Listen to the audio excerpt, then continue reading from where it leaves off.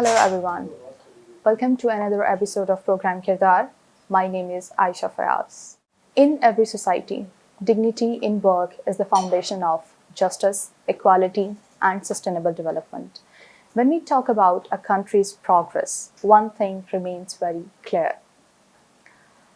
Everyone deserves the right to work with dignity. Fair pays, good jobs, and safety at the workplace are not the luxuries. We need to understand that these are the basic rights. Among all the international organizations, there is the one by the name of International Labour Organization, or better to be known as ILO, which is working for this cause for 100 of years. ILO was set up in 1919, and what makes it unique is that it brings all the governments, the employers, and the workers to the same table in order to design policies and to make the living conditions of the labor workers better. Today, we are deeply honored to have with us Mr. Geir Thomas, the country director of ILO to Pakistan. He has worked in many developmental projects across different parts of the world, and now he is leading the ILO's work here in Pakistan. In this conversation, we will talk about ILO, what ILO actually is, how does it work, what's the purpose of it, and a bit about Mr. Geir's personal life. Mr. Tonstol, thank you so much for joining us. Thank you so much. Let us start with the basics. If a person who doesn't know about International Labour Organization, how would you define or how would you tell that person that what this organization is and what is its purpose? Well, thank you for having me, Aisha, and thank you for that opening question. As you already mentioned, the ILO, the International Labour Organization, is an organization that was founded in 1919, and it was founded with the mandate to promote social justice, to enable all women and men to pursue their material and their spiritual well-being in conditions of freedom, security, equity, and human dignity. And today we've translated that mandate into our pursuit of decent work. And we work in Pakistan, as in many other countries, to realize that mandate through promoting job creation, through promoting social protection, through facilitating implementation of international labor standards, and facilitating dialogue between the real actors in the world of work, government, the employers, and the workers, in order to improve working conditions and ensure that workers' rights and employers' responsibilities are upheld and safeguarded. Okay, Mr. Geir, we often hear about the ILO system or ILO model. Can you please tell us what that system is, who is involved in it, and what it does? Yes, the ILO is a member of the United Nations family. We are a so-called specialized agency with a special mandate, as it were. And what makes us special is our membership, because our membership is not only governments, it is governments and representatives of employers and representative of workers. So we usually say that we have a tripartite membership because it consists of these three constituents, as we call them. And in all our work, we engage with these three stakeholders to find solutions to world of work challenges and to address decent work deficits whenever they arise. So that's the ILO model, creating dialogue between governments, employers, and workers, social dialogue, as we prefer to call it. Now, before we go further, I'd like to ask you a bit more personal question. You have had a long and distinguished journey of working in international organizations. So can you please share a bit about your personal journey? What brought you here, and what is the factor that keeps you intact with this, working for social justice or labor rights? Well, I'm proud to say that ILO it's practically the only job I've ever had. I joined the organization in 2003 and I started my career in what was then the Bureau for Gender Equality at the ILO headquarters in Geneva, Switzerland. I have a background in development studies and gender equality in particular. So that was for me an ideal job because I was able to practice what I had learned. And then after spending 7 years in Geneva, I moved to the field. So I went to Addis Ababa in Ethiopia, in Africa, where I served with the ILO's regional office for Africa until I returned to Geneva in 2016 and then spent another 6 years in field operations in Geneva. And then I was fortunate to be appointed director of the ILO country office for Pakistan and came here in January 2023. So that's been my journey in the ILO. And I must say, even after 22 years, I still have a firm and loyal commitment to our mandate. And I am enthusiastic about the principles of our organization. And I think social justice is such a powerful mandate because it's all about fairness and ensuring that, in particular, workers' rights are protected. And I think in today's society, that is more important than ever in order to ensure that no one is left behind. From your experience, what do you think are the key ingredients of fair and strong labor system, and how do you think ILO ensures this? ILO has, we're a so-called normative organization because we have international labor standards that have been adopted by member states. There are 192 such labor standards, and they are in many ways the rules of the game, the rules of the world of work. And we, of course, encourage member states to ratify our conventions because that provides a solid foundation for the creation of a labor market that is fair, that is equitable, and which preserves workers' dignity. So out of the 192 labor standards, Pakistan has ratified 39. And I'm very happy that Pakistan this year ratified 3 ILO instruments. And these are very much part of shaping the way that the world of work is realized in a country. For example, child labor, bonded labor, discrimination, equal pay, these are all regulated by ILO labor standards, and they contribute to shaping labor laws in countries such as Pakistan. So that is very much part of a strong and a fair system that regulates the world of work. Mr. Geir, many assume that labor rights are only limited to employment contracts or wages. But what do you think about the decent work, which ILO talks about? How would you elaborate that?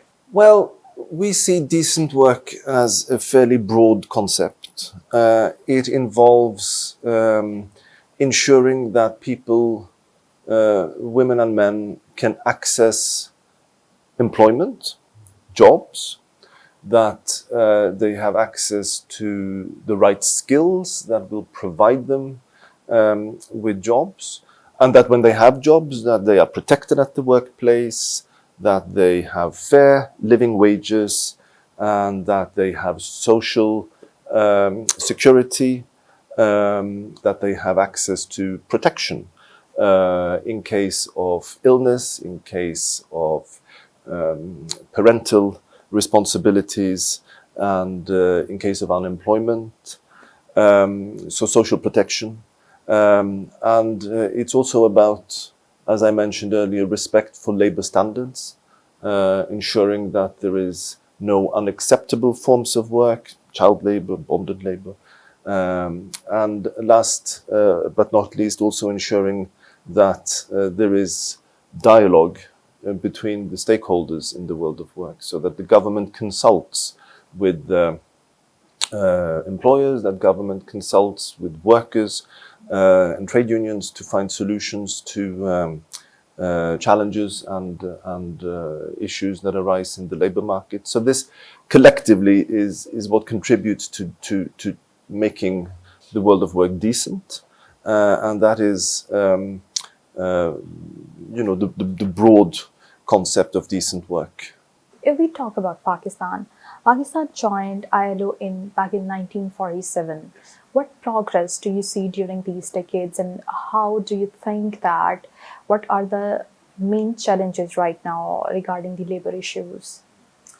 You're quite right. Pakistan joined the ILO immediately after the birth of the nation, as it were, and has played a very active and prominent role in the ILO ever since. Pakistan has on several occasions been represented on the ILO's governing body, so Pakistan has contributed to shaping the direction that the organization has taken over the years and continues to play a very active role in the ILO. As I mentioned earlier, Pakistan has made significant commitments to the ILO by ratifying international labor standards. And Pakistan has ratified what we call core labor standards, fundamental principles related to child labor, related to bonded labor, related to discrimination, related to freedom of association and collective bargaining. So there is a very strong commitment on the part of Pakistan to upholding these fundamental workers' rights. We see progress in that respect. I mentioned that Pakistan earlier this year ratified 3 ILO instruments related to maritime labor, related to collection of labor market statistics, and also related to fighting bonded labor. So that's, again, evidence of the commitment that the government has towards ILO's mandate and decent work. Also, I wish to mention last year in November, the government of Pakistan hosted a national labor conference, which brought together government, employers and workers from federal and provincial levels to debate occupational safety and health. And this is another area where we see progress being made. There are many sectors of the economy in Pakistan where occupational safety and health remains a challenge.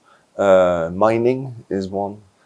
Ship recycling is another. Brick kiln sector, where we see particular occupational safety and health risks, and where we work with our constituents to improve working conditions. And we do see, of course, challenges, and there is unfortunately still a prevalence of child labor, and in particular, we see challenges also related to gender equality. And I'm afraid the labor market participation rate of women in Pakistan is one of the lowest in the region. And that is, again, something that the ILO is trying to work with both the government and our partners, as well as with other sister UN agencies, to address. So yes, there has been progress. There are sound policies in place. There is a legal framework through ratification of conventions. But when it comes to implementation of some of these provisions, we do see challenges, and that's where we are currently offering support to make further progress. Okay, as you are talking about bonded labor, that is, a harsh reality in many parts of the world, including Pakistan, and it targets the vulnerable communities and the poorest ones. So, particularly talking about this bonded labor, which is also known as the modern slavery. So, where do you see Pakistan it's standing right now? And what are the particular policies which ILO has designed to eradicate this problem? You're quite right that there is a continued existence of unacceptable forms of work, modern forms of slavery, as we call them, which is bonded labor, which is trafficking in persons. Now, I mentioned Pakistan this year ratified an ILO protocol on bonded labor, which reinforces the commitment by the government to address this, and it also provides mechanisms to do so. Statistics are very difficult to come by because, of course, this is not always a very obvious situation, so it's difficult to have exact numbers, but we do know that it exists in some sectors. Debt bondage, for example, which prevents workers from freely leaving their employment. There are persons being trafficked for various purposes to other countries, and that is unacceptable, of course. And we currently work in tandem with the government to address this. We have a close collaboration when it comes to addressing bonded labor in some sectors, and also specific interventions related to trafficking in persons. So we are seeing progress, and that is, of course, positive, and we will look forward to making further, taking further steps to address these very unacceptable and socially unjust forms of work. Gender disparity is one of the critical issues which continues to affect the ratio of women in the workforce. What ILO is doing for that, and what ILO is doing to promote the gender equality at the workplace or in terms of wages and women empowerment. Yes, you're quite right. I already alluded to the fact that Pakistan has one of the lowest female labor force participation rates in the region. There are many reasons for that, and we know there are cultural reasons, and we know that there are structural reasons. One of the structural reasons is that many women are not offered the opportunity to have the right skills that are required in the labor market. So skilling is one area where we are working to reach more women. We also know there is a prevalence of violence and harassment in workplaces. And we are, again, working closely with the federal ombudsperson, for example, to address this. ILO has a convention, a labor convention, 190, which addresses violence and harassment in the workplace. And we are hopeful that the government of Pakistan will also ratify that convention, because that provides a stronger framework for taking corrective measures to address violence and harassment in the workplace, make workplaces safer, make them more inclusive, and therefore more attractive also to female workers. And then, of course, as I mentioned, there are also attitudinal reasons and causes, and of course, advocacy is important, advocating equality, advocating diversity. We see again and again that production sites that has a diverse workforce, women, men, is more productive than a workplace that is homogeneous, where you only have men or only have women. So there's a good business case for more gender equality and diversity in the workplace, and this is what we are working together with our constituents to champion. Mr. Geir, we are entering into the age of AI, the digital platforms, and the age of automation. So what do you think, how ILO is preparing countries like Pakistan for this change? Do you think that we are ready for this transition? Well, I think artificial intelligence and automation, they come with opportunities and they come with challenges. They come with tremendous opportunities in making processes more effective, making processes more efficient. They are also contributing to making workplaces safer, because many of the tasks that may pose occupational safety and health risks can be taken over by automation. So there is that aspect as well, and of course it contributes also to, in some cases, greener processes, more environmentally friendly processes that are good for the environment. But then it also comes with challenges, because you need to ensure that the workforce has the skills to operate the whether it be machinery or whether it be software or whether it be so there's the skilling, and then you also have the risk that some people will gain the necessary skills and some people will not, and then you end up with this digital divide, as we say. And of course, there is also the risk that, which is fairly obvious, that, if machines and artificial intelligence take over tasks, it may result in layoffs and job cuts.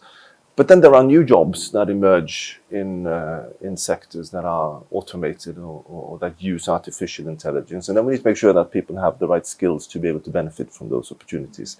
So that's sort of the global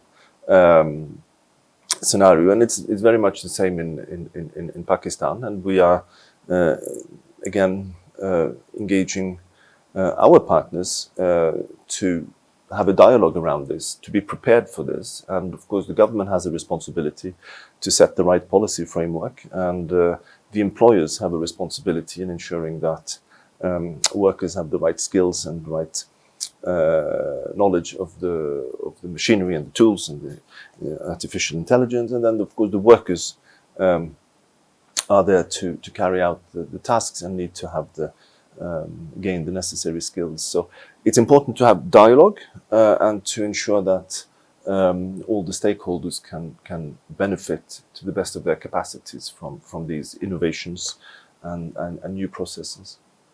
If we talk about the digital space, people who are working as freelancers do not have the legal protection. So what ILO is doing in this purpose, like to make them feel that they are not the left outs? Yes, there are many new forms of work that, what shall I say, that do not fit into the sort of traditional employment relationship. They sort of question the traditional employment relationship. And we have, a number of these in Pakistan, people working freelance, Kareem, taxis, who is the employer here and who is the worker, domestic workers, who is the employer, who's the worker, because these are not the traditional employer-worker relationships.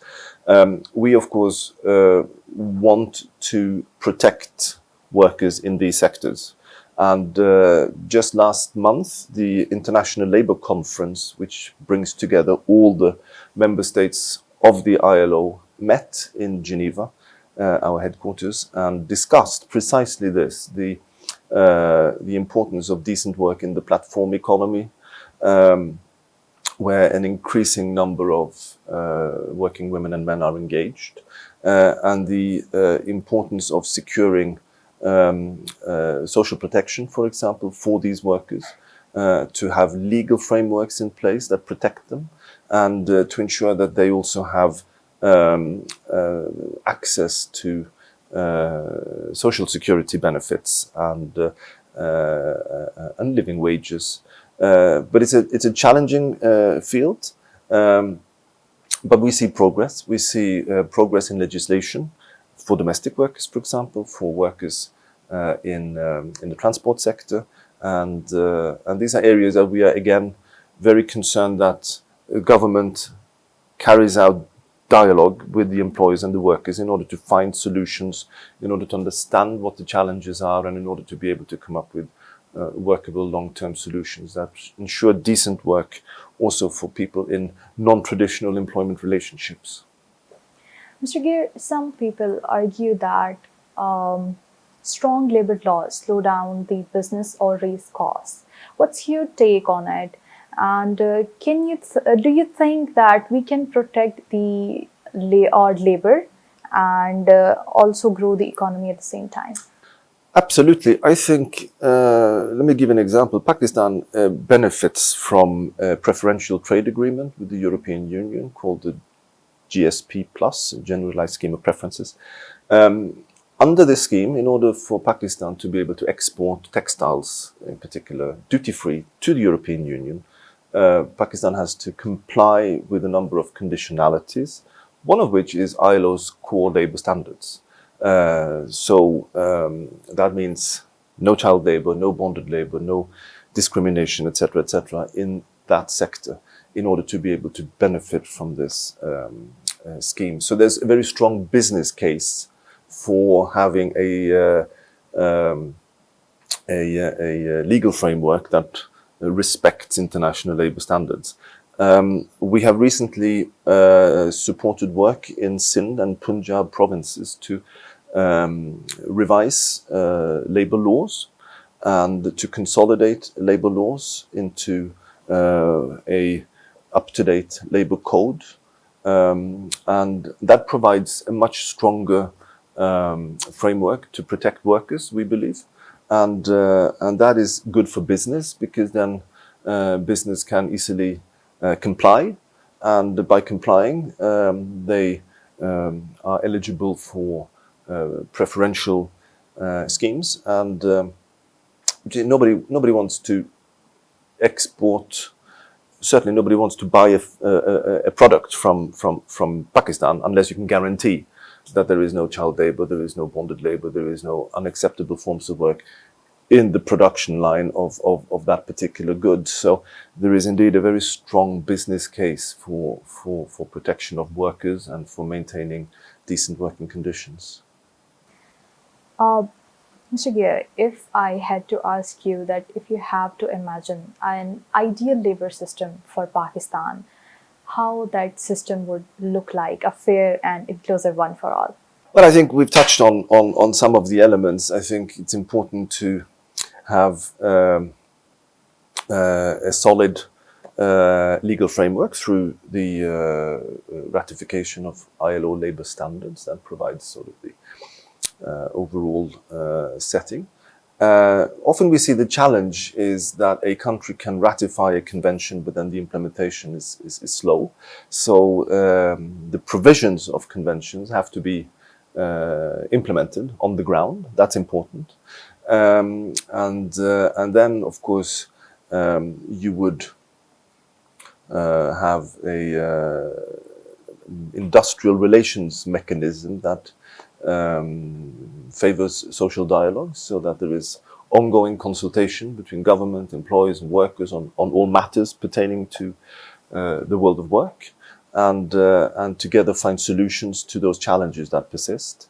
Lastly, I think there would be much stronger focus on occupational safety and health. And here Pakistan has made tremendous progress, but there are still sectors where we see occupational safety and health risks, and those would be addressed. So these are the elements that would go into such an ideal scenario. And I think Pakistan is, no country has an ideal situation, but I think Pakistan is certainly moving in the right direction. Okay, as we are talking about the ideal labor system, and as you had just said that it's not possible, so would you like to share some of the examples or some of the success stories from Pakistan in which ILO has truly worked for making the living conditions of these laborers better? Well, one example that comes to mind is our work in the brick kiln sector, where we know traditionally there has been challenges with relation to child labor, in relation to lack of protection of workers, in relation to occupational safety and health, and so forth. And we have, through several projects, been able to work with associations of brick kiln owners and the workers to ensure that workers are given a voice, that they have the right to organize and collectively bargain for better working conditions. And through advocacy, we've been able to limit and certainly bring to an end child labor in many kilns, and also provided opportunities for children to go to school instead of going to work. And there's still a lot of work to be done in this sector, but I think there's a success story that we can see. And also to improve occupational safety and health provisions for workers by making the kilns also more environmentally friendly, which of course is good for the environment and it's good for the workers. Mr. Geir, what do you like to say to the young people in Pakistan who are just entering into the workforce sector? Any advice to them? Yes, I mean, Pakistan is blessed with a very young and dynamic population. I know that the situation is difficult for many because there is the growth of the population is faster than the growth of the economy, so that there are maybe not immediate job opportunities available for all. But I sense that there is a optimism in the economy, which favors the youthful workforce. We see great potential for work overseas, for example, and I know Pakistan has a significant strategy to facilitate labor migration. We are, of course, very concerned that labor migration has to be fair and safe and decent, and we see efforts being made to ensure the working conditions of migrant workers. But migrant work is, of course, a great opportunity also to work overseas and then gain experience, gain skills, and then come back and use those skills in Pakistan. So there is cause for optimism, and the key is to use that dynamism, to use that energy that is in the youthful labor force to benefit the economy and to benefit Pakistan. Thank you, Mr. Geir, for joining us today. It was truly an eye-opening discussion regarding the ILO's work. That's all today. Until the next time. See you.